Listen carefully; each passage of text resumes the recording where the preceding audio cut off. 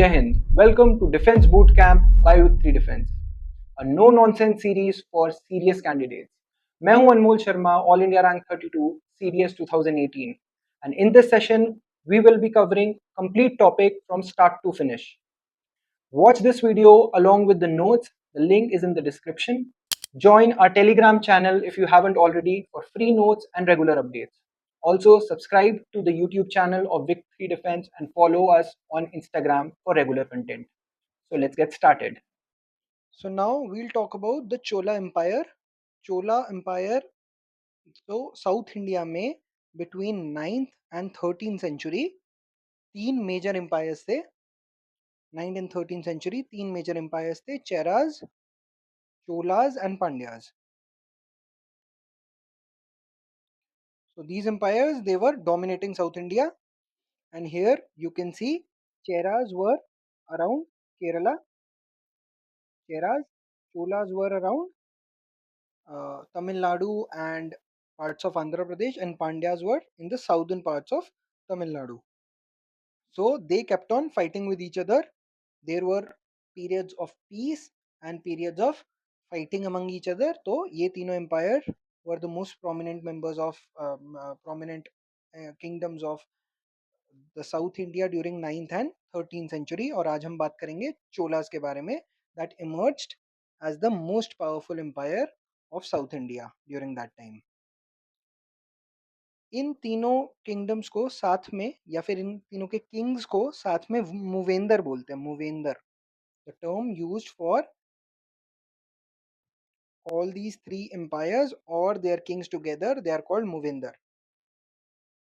And not just in India, आगे जाके चोलाज ने साउथ ये श्रीलंका भी अपने अंडर कर लिया था, एंड साउथ ईस्ट एशिया जैसे कि यहाँ पे मलेशिया और इंडोनेशिया के पार्ट्स भी became part of the Cholan Empire. We'll study about it later.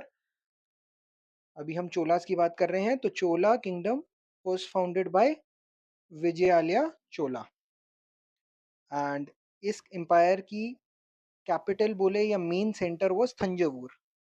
Thanjavur was the capital city, or Tanjore, so it's also called Tanjore. इस पहले ये सिटी थी और इसी के अराउंड पूरा चोलन एम्पायर बिल्ड. बट सबसे इम्पोर्टेंट जो most prominent ruler who is known as the real founder is Aditya Chola. He is not the most important but one of the more important rulers, जो कि real founders जिसको बोला जाता है Cholan empire का. And then came परांतिका चोला. तो ये different Cholan Kings थे जिन्होंने फर्दर तंजौर से आगे बढ़कर एम्पायर को एक्सपैंड किया. एंड परांतिका चोला ने मदुरई जो सिटी है उसको कैप्चर किया था, and that is why he was called Madurai Konda. सो ये टाइटल था परांतिका चोला का. एंड परांतिका चोला ने एक चेरा किंगडम की प्रिंसेस से भी शादी की, and he had friendly ties with the Cheras.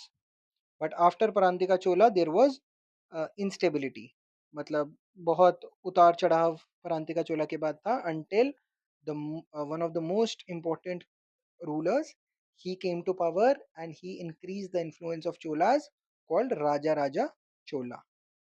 Raja Raja Chola I, who came to power in 985 AD. And राजा राजा चोला के टाइटल्स थे मुमुडी चोला, मुमुडी चोला, एंड ये सबसे इम्पोर्टेंट टाइटल था. Sometimes titles are directly asked in the question कि ये टाइटल किस king से related है. And he undertook many military conquest, काफ़ी मिलिट्री कॉन्क्वेस्ट स्टार्ट किए, जैसे कि against Cheras, against the Pandyas. He defeated the Cheras, he defeated the Pandyas, and then he annexed northern part of Sri Lanka as well. And he sent a naval expedition to Maldives as well.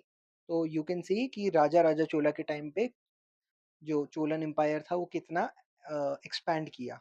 Further after Raja Raja Chola came Rajendra Chola. Rajendra Chola further expanded the Cholan empire, and जो राजा राजा चोला था उसने सिर्फ north Sri Lanka capture किया था, but Rajendra Chola captured whole Sri Lanka. So further empire को बढ़ाया गया, and not just in south, Rajendra Chola also defeated King Mahipal of Bengal. Mahipal of Bengal and Bengal को भी कॉन्कर किया था। तो जो चोलन एम्पायर था वो गंगा रिवर तक ही expanded, so he expanded the influence of Cholan empire to Ganga delta, and that is why he is called, so basically that is why he, after winning over the Palas or Mahipal and capturing Ganga, capturing the regions around Ganga, he established a city called Gangai Konda Cholapuram. That means the ruler who basically जिसने गंगा के area को जीत लिया. So Gangai Konda Cholapuram was the capital of Rajendra Chola. He established that city after winning over Mahipal I of Bengal. And Rajendra Chola was the last prominent ruler. After that, there was decline in the Cholas. So talking about the administration of Cholas, Chola Empire hereditary monarchy थी. Hereditary monarchy, that means Raja, Raja का बेटा राजा. All right, and the king was the supreme. The king was assisted by group of ministers. तो मंत्रिमंडल था जो कि राजा को assist करता था in the functioning of his duties. And जो ऑफिशियल्स थे या मिनिस्टर्स थे, जो ऑफिशियल्स थे वो दो में डिवाइडेड थे. एक हायर ऑफिशियल्स, उनको बोलते थे Perundanam. Perundanam were higher officials and Sirundanam were the lower ranking officials. Sirundanam were lower ranking officials. And Chola empire की बात करें तो जो पूरा चोला एम्पायर था, it was divided into provinces called Mandalam. Mandalam जो कि एक प्रिंस या फिर किंग का बेटा जो होता था वो रूल करता था. So it was either ruled by a prince और a very high ranking official, right, और somebody from the royal blood, उसी के खानदान का कोई. Mandalam were further divided into Valanadu. Valanadu was divided into Nadu, and Nadu was further divided into villages. So ये hierarchy थी. मंडलम, वालानाडु, Nadu and villages.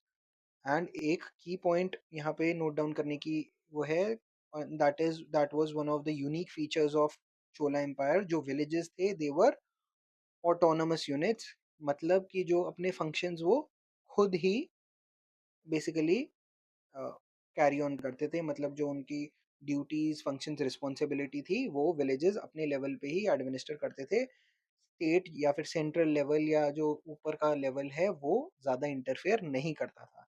That is why villages were autonomous in nature. And when we talk about villages, they were of two different types. एक होते थे ऊर और दूसरे होते थे अग्रहारा. ऑलराइट, जो ऊर होते थे वो मिक्स्ड कास्ट के विलेजेस होते थे या मिक्स्ड कास्ट की असेंबलीज होती थी उस विलेज में. एंड अग्रहारा वर ब्राह्मण settlements. So basically land grants जो सिर्फ ब्राह्मण्स को दिए जाते थे, तो इधर से ब्राह्मण सेटलमेंट्स होती थी, उनको अग्रहारा बोलते थे. और जो विलेजेस जिसमें मिक्स्ड कास्ट होते थे या मिक्स्ड कास्ट असेंबलीज होती थी उनको उर बोला जाता था. एंड ये जो ब्राह्मण सेटलमेंट्स होती थी ये टैक्स एग्जेम्प्ट होती थी. अग्रहारा में रहने वाले लोग टैक्स नहीं देते थे, यहाँ पे उर वाले लोगों को टैक्स देना पड़ता था.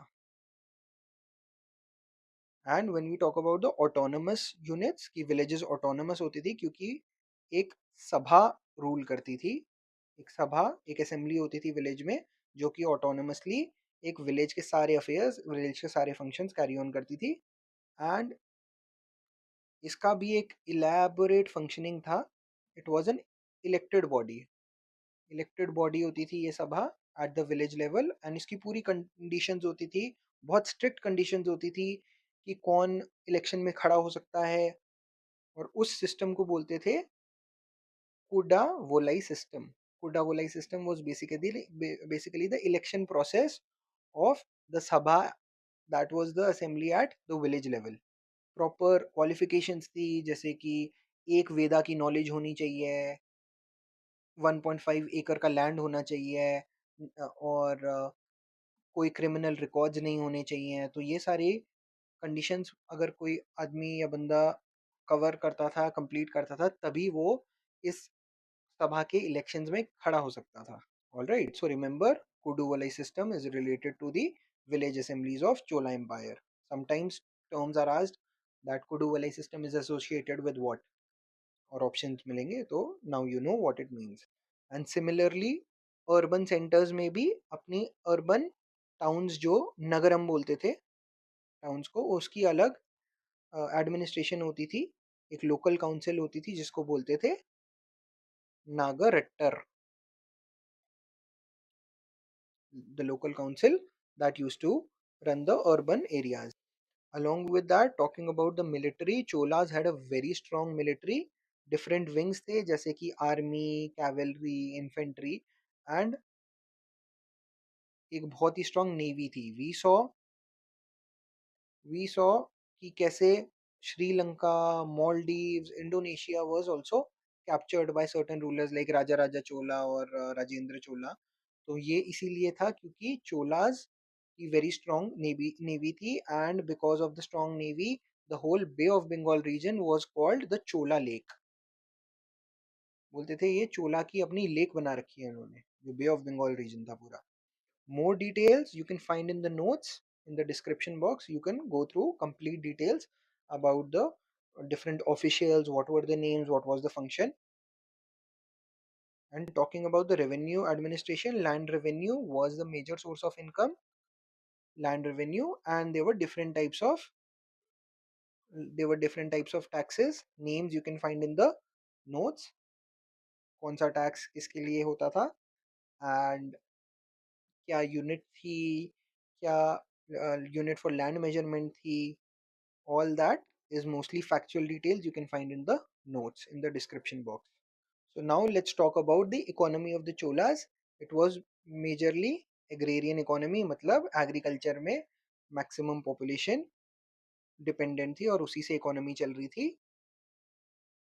और जो एक agricultural community थी वो दो टाइप की थी, एक वेलंगाई थी। वेलंगाई basically it meant land owning cultivators, जो जिनके पास अपना खुद का लैंड होता था। So land owners they were called Velangai, and दूसरे टाइप को बोलते थे कुडी नेक्की, दैट मीन्स जो लोकल पेजेंट्स थे। मतलब ये जो थे Velangai, they were land owners, big land owners, they had बहुत सारा लैंड था उनके अंडर। और जो नॉर्मल पेजेंट थे, कईयों के पास लैंड थे, कईयों के पास छोटे पीसेस ऑफ लैंड थे, कईयों के पास लैंड नहीं थे। Normal people, they were called, normal pageants were called कुडी नेक्की। इरिगेशन पे बहुत एम्फेसिस दिया गया था under the Cholas, and since Kaveri river जो थी वो चोला एम्पायर में से फ्लो होती थी, तो कावेरी पे बहुत सारे कावेरी के through canals were built. Alright, और इरिगेशन के वजह से एग्रीकल्चरल सरप्लस होता था, an agricultural surplus that help in the you know economic development of the Cholas. अब हम बात करेंगे ट्रेड एंड कॉमर्स के बारे में। That was also another important economic activity under the Cholas. So, दो factors played an important role in the development of trade and commerce under Cholas. First is called Peruvazis. Peruvazis basically मतलब जो grand trunk roads होते हैं, जैसे कि GT road है, वैसे कि बड़े बड़े चौड़े चौड़े रोड्स जिसके थ्रू इनलैंड ट्रेड या कारवां या बड़े बड़े कंसाइनमेंट्स या जो ट्रैवलर्स या ट्रेडर्स ट्रैवल कर पाते थे। So they were called peruvazhis, the roads, the trunk roads. And the other reason is because of the merchant guilds. Guilds हमने पहले कंसेप्ट पढ़ा हुआ है, that means an association of traders related to a particular trade, जैसे कि cloth traders कोई और होंगे, सिल्क गिल्ड कुछ और होगी, आयरन की, आयरन वर्कर्स की गिल्ड, वुड वर्क की अलग गिल्ड होगी। तो इन दोनों रीजंस की वजह से ट्रेड एंड कॉमर्स बहुत अच्छा डेवलप हुआ during the Cholas. And particularly when we talk about Chola empire, Kanchipuram became an important center of trade, और वहाँ पे क्या सबसे important था? Silk. So even today Kanchipuram sarees are very famous for their exceptional silk quality. And in merchant guilds को नगरम भी बोलते थे, नगरम. So because of Nagaram, that is the merchant guilds, and Peruwazis, that are the network of roads, trade and commerce was exceptional and it boomed during Cholas. More details, more factual details, क्या और कौन सी trading communities थी, कौन से guild, कौन से material या item के साथ एसोसिएटेड थे, you can refer to the notes. So this is not just, ये तो डोमेस्टिक की हमने बात करी because of guilds and the GT roads. Even international trade was very expensive, मतलब काफ़ी ज़्यादा एक्सपैंड किया गया था. So as you can see here, यहाँ से this was the Chola empire, and यहाँ से चोला एम्पायर के पोर्ट से एज यू कैन सी यहाँ पे इंडोनेशिया में and further link to China कैसे एक नेवल ट्रेड रूट था जो कैरी ऑन होता था. So this is the trade route that they are talking about, Chola empire. And Chola empire तो इतना था, but if you look at the Cholan influence, influence कहाँ कहाँ तक था चोला एम्पायर का? डायरेक्टली अंडर नहीं आते थे, बट देन उनका चोला एम्पायर का इन्फ्लुएंस हर जगह पे था. That is also because of the trade and the strong navy, जो हमने बात करी, नेवी बहुत स्ट्रॉन्ग थी, इसकी वजह से एक इन्फ्लुएंस expand हुआ over the whole Southeast Asian region. So now we'll talk about the social structure or society under Cholas. One important point to keep in mind, जो land ownership status था, land ownership determined the status of the person in the society. Determined status. इसका मतलब क्या हुआ कि जिसके पास ज्यादा land है उसका स्टेटस सोसाइटी में ज्यादा है, because it was primarily an agrarian और एग्रीकल्चरल सोसाइटी, इस वजह से. So there were three kind of land owners under the Cholan empire. First was the Brahmadeya Kilavars, as the name suggest. ये जो ब्राह्मण ब्राह्मण लैंड ग्रांट्स के जो ओनर्स होते थे उनको ब्रह्मदया केलावार्स बोलते थे, and they were tax exempt, उनको टैक्स देने की जरूरत नहीं होती थी. And then Velangar Vellan Vagai land owners, these were the people जो कि एग्रीकल्चरल लैंड कंट्रोल करते थे, and so these were the big landowners but they had to still pay taxes. और उनके खुद के लैंड होते थे, यहाँ पे तो लैंड ग्रांट्स मिलते थे स्टेट से, यहाँ पे they had their own lands and they were big in size. उलूकुडी were the people जो कि खुद की उनका लैंड नहीं होता था, they were tenants या फिर रेंट पे शेयर क्रॉपिंग करते थे, और they did not own their own land. तो सबसे हाई पोजीशन वेलंगाई ब्रह्मदेया की थी, एंड उलूकुडी की low position in the society थी बिकॉज उनका लैंड ओनरशिप स्टेटस कम था. And when we talk about the women still faced certain restrictions in the society. उनका एडमिनिस्ट्रेशन में रोल था, बट लिमिटेड रोल था, limited role in administration. Basically temple administration या cultural activities में वो ज़्यादा रिस्ट्रिक्टेड थी. मैं रिस्ट्रिक्टेड मतलब उनका जो रोल था एडमिनिस्ट्रेशन का वो limited to temple cultural activities and all, उससे ज़्यादा नहीं था. एंड सती प्रथा was practiced but only among the royal और हाई क्लास, एलिट क्लास में प्रैक्टिस किया था, नॉर्मल लोग नहीं करते थे सती प्रथा प्रैक्टिस.